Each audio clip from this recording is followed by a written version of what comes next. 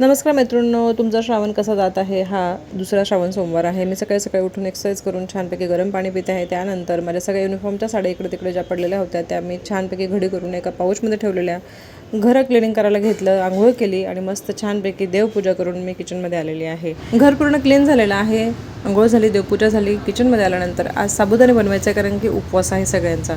पण रात्री मी हे जे ड्रायफ्रूट्स भिजवलेले होते ते आधी एका ठिकाणी बसून मी खाणार आहे. सोबत मी एक फळ घेतलेला आहे.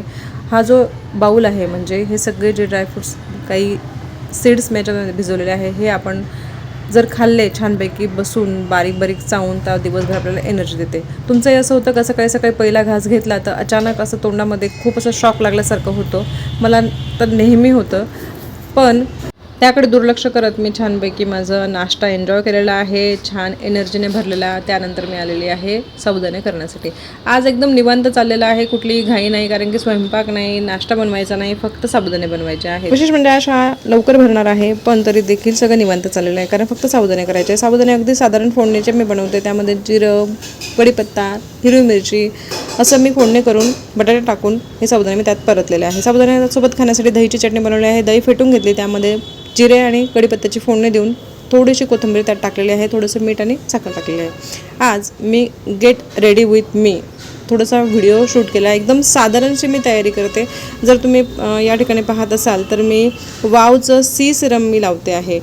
तर हे सी सिरम असतं ना, याची आपल्याला चेहऱ्याला सवय करावी लागते, त्याला टॉलरन्स त्याचं वाढवावं लागतं, म्हणजे सहनशीलता वाढवावी लागते. ते लावल्यानंतर थोडंसं त्यावर मी लावलेलं आहे सनस्क्रीन आणि पॉन्ड्सचं हे जे पावडर आहे मी आत्ताच यूज करायला घेतलं आहे, पण छान आहे. गुलाबी रंगाचं पावडर आहे, ते पावडर त्यावर लावलेलं आहे. म्हणजे फक्त मी सी सिरम, सनस्क्रीन आणि त्यावर ते पावडर बस एवढंच लावलेलं आहे.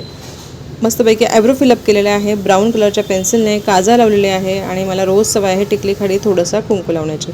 हे सगळं झाल्यानंतर एक परफ्यूम मी स्वतःवर मारलेला आहे, जेणेकरून स्वतःच आपण सुगंधित असलो ना, कुणाला त्याचा सुगंध येऊ नको येऊ पण आपल्याला फ्रेश वाटत राहतं. लिप बाम लावला, झाली माझी तयारी रेडी झालेली आहे. अशी माझी शाळेची सिम्पलची तयारी करून मी मस्तपैकी टिफिन पॅक करून आता निघत आहे. तर चला मैत्रिणींनो, माझ्यासोबत शाळेत जाऊया. नाही शाळेत नाही तर तुम्हाला हा ब्लॉग कसा वाटला नक्की मला कमेंट करून सांगा आणि जर चॅनलवर नवीन असाल तर चॅनलला सबस्क्राईब करा.